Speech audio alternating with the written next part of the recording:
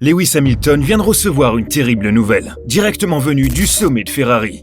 Après un Grand Prix d'Arabie Saoudite désastreux où le septuple champion du monde a passé son temps à glisser, lutter et a finalement terminé 7e, la réaction de Ferrari ne s'est pas contentée d'être décevante. Elle a été carrément choquante.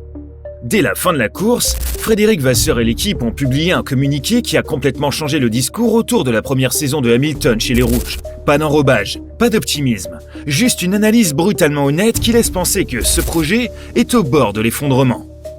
Le message public de Ferrari est clair. Ils ne sont pas satisfaits, ni des résultats, ni de la progression, ni des performances d'Hamilton. Et Lewis lui-même a même admis qu'il n'y avait aucun remède pour la SF25 cette saison, décrivant l'année à venir avec un seul mot, douloureuse. On n'est plus dans une phase d'adaptation ou d'apprentissage. Il s'agit d'une crise à part entière. Et ce qui va suivre pourrait bien redéfinir l'avenir d'Hamilton comme celui de Ferrari. Avant d'analyser chaque déclaration choc d'Hamilton et Vasseur et de révéler ce qui se passe vraiment en coulisses à Maranello, pensez à liker la vidéo et à vous abonner, si ce n'est pas déjà fait, et à rester jusqu'au bout pour ne rien manquer. Et croyez-moi, c'est une vidéo que vous ne voulez pas manquer, car ce que Ferrari vient de dire, ça change tout. La vérité, c'est que la SF25 de Ferrari n'est pas seulement défectueuse, elle est imprévisible, incohérente et fondamentalement inadaptée à ce dont Lewis Hamilton a besoin dans une F1. Et le pire, selon Hamilton lui-même, c'est qu'aucune solution n'est en vue. Pas cette semaine, ni le mois prochain, peut-être même pas cette saison. À Jeddah, le combat a été visible de bout en bout. Hamilton s'est retrouvé piégé dans une impasse avec sa machine. Une 7e place à l'arrivée peut sembler correcte sur le papier, mais la réalité est sombre. Il n'a jamais semblé à l'aise, jamais vraiment dans la bagarre. Et l'homme censé ramener Ferrari au sommet a admis après la course que c'était, selon ses mots, horrible. Dès le premier tour, Hamilton faisait face à un sous-virage, si sévère qu'il ne pouvait pas faire tourner la voiture dans les virages. La SF25 refusait de répondre. La dégradation des pneus est survenue très tôt. Il glissait. La dégradation des pneus est survenue très tôt.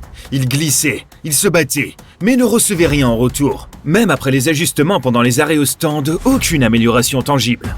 Comme il l'a dit, 0 point positif aujourd'hui. Ce n'est pas juste de la déception, c'est une défaite. Entendre un septuple champion du monde dire qu'il n'y a aucune solution pour la SF25 est stupéfiant. C'est quand même Lewis Hamilton, un pilote qui a toujours cru au travail, à l'adaptation et aux solutions. Et maintenant, il admet ouvertement que cette voiture est peut-être fondamentalement irrécupérable. Il dit que cette année sera douloureuse, qu'il doit juste continuer à travailler, respirer, avancer. Mais l'étincelle s'estompe. Puis est venu le communiqué de Ferrari. Un message qui ne blâmait pas directement Hamilton, mais qui ne le protégeait pas non plus.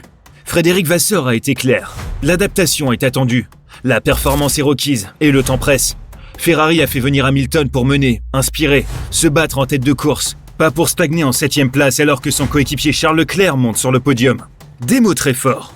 Leclerc encore une fois livré. Le pilote monégasque continue de prouver que même avec une voiture imparfaite, il peut extraire de la performance, se battre, ramener des trophées. Pendant ce temps, Hamilton lui remet tout en question. Des réglages à la direction, de l'équilibre à la stratégie. Il puise dans son expérience, mais cela ne suffit pas pour dompter cette machine. Il est clair que quelque chose de plus profond ne va pas. Hamilton a décrit la SF25 comme une voiture alien. Une machine qui ne réagit pas comme celle qu'il a conduite auparavant. Ses habitudes, sa précision au freinage, sa gestion de l'accélérateur, ses sorties de virage, rien ne fonctionne. C'est comme si la voiture le rejetait. Et peu importe le nombre d'heures passées dans le simulateur ou à analyser les données, l'écart reste le même. Et le plus effrayant dans tout ça, si vraiment aucune solution n'existe cette saison, Ferrari risque non seulement de perdre une chance au titre, mais aussi de perdre la foi en Lewis Hamilton. Ce partenariat est encore récent, mais les fissures sont déjà visibles. Ferrari tente d'adapter ses opérations autour d'Hamilton tout en continuant de miser sur Leclerc pour l'avenir. Ce n'est pas un équilibre tenable indéfiniment.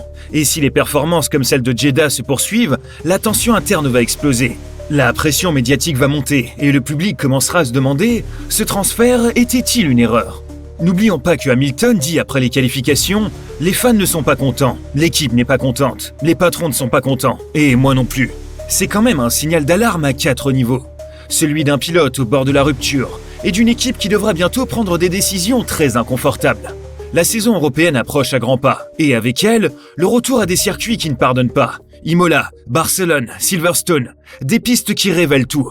Les faiblesses de l'auto, les instabilités, les doutes des pilotes. Et aujourd'hui, Ferrari avance vers cette tempête avec une voiture qui ne fonctionne toujours pas pour l'un des plus grands pilotes de l'histoire. Le ton dans la voix d'Hamilton à Jeddah en disait long. C'était horrible, il n'y a pas de solution. Ce n'est pas le son d'un pilote en difficulté, c'est le son d'un pilote vidé qui perd confiance en sa machine. La SF25 n'était pas censée être parfaite, mais certainement pas aussi déconnectée. 4 grands prix plus tard, les mêmes problèmes hantent Hamilton. Glissade en milieu de virage, sous-virage à l'avant, instabilité à l'arrière, équilibre imprévisible, et ce mot encore, douloureux. Mais ce qui est encore plus alarmant, c'est que Ferrari semble à court d'espoir. Quand Hamilton dit que les patrons ne sont pas contents, il ne se plaint pas, il prévient. Il y a des tensions là-haut, à Maranello. Ils ont fait venir Lewis pour mener l'équipe, pour incarner une nouvelle ère. Mais aujourd'hui, ils se retrouvent avec un processus d'adaptation à haute pression qui ne se passe pas comme prévu. Et pendant qu'Hamilton galère, Leclerc brille. Il reste calme, constant, compétitif. Il extrait le maximum d'une voiture loin d'être parfaite. Il marque des points, monte sur des podiums, gagne la confiance du garage. Pendant ce temps, Hamilton, fort de son immense expérience, tente encore de déchiffrer le comportement de sa monoplace, secteur après secteur, comme s'il s'agissait d'un langage codé qu'il ne parvient toujours pas à maîtriser. Et c'est ça le danger, la dynamique. Parce qu'en F1, la dynamique, c'est tout. Elle influence les réglages, les stratégies, les propriétés de développement. Elle détermine pour qui on conçoit les pièces, autour de qui l'équipe se construit. Et si Ferrari décide discrètement de recentrer son projet autour de Leclerc, l'influence Hamilton dans l'équipe pourrait s'effriter. Non pas à cause de la politique, mais à cause des résultats. Soyons clairs, ce n'est pas une question d'âge, de motivation ou de talent.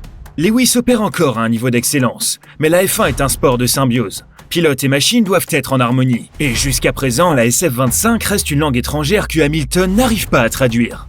Chaque week-end, un dialecte différent. Chaque course, une nouvelle énigme.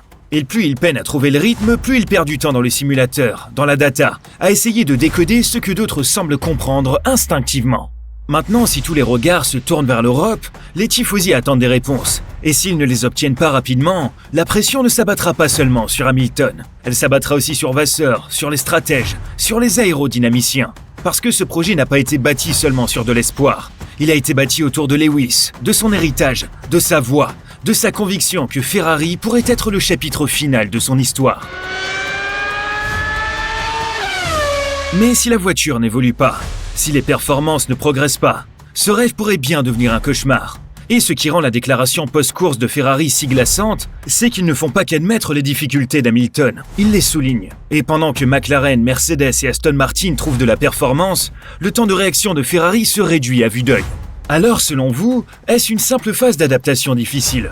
Ou bien sommes-nous face à un décalage profond que même un pilote du calibre de Lewis Hamilton ne peut pas surmonter? Ferrari pourra-t-elle régler tout ça avant l'été? Ou nous dirigeons-nous vers une saison où Lewis conclura chaque week-end par la même phrase « Ce sera douloureux ». Partagez vos avis dans les commentaires, ça pourrait bien être l'une des histoires les plus décisives de la saison 2025.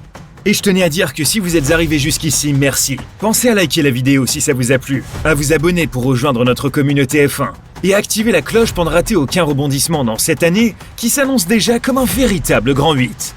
On couvre tout, de la politique des paddocks aux innovations techniques. Et si la crise de Ferrari continue de grandir, comptez sur nous pour tout analyser comme nulle part ailleurs. Restez connectés, parce que si ce n'est que le début pour Hamilton et Ferrari, on est peut-être en train d'assister à l'un des feuilletons les plus tumultueux de l'histoire moderne de la F1.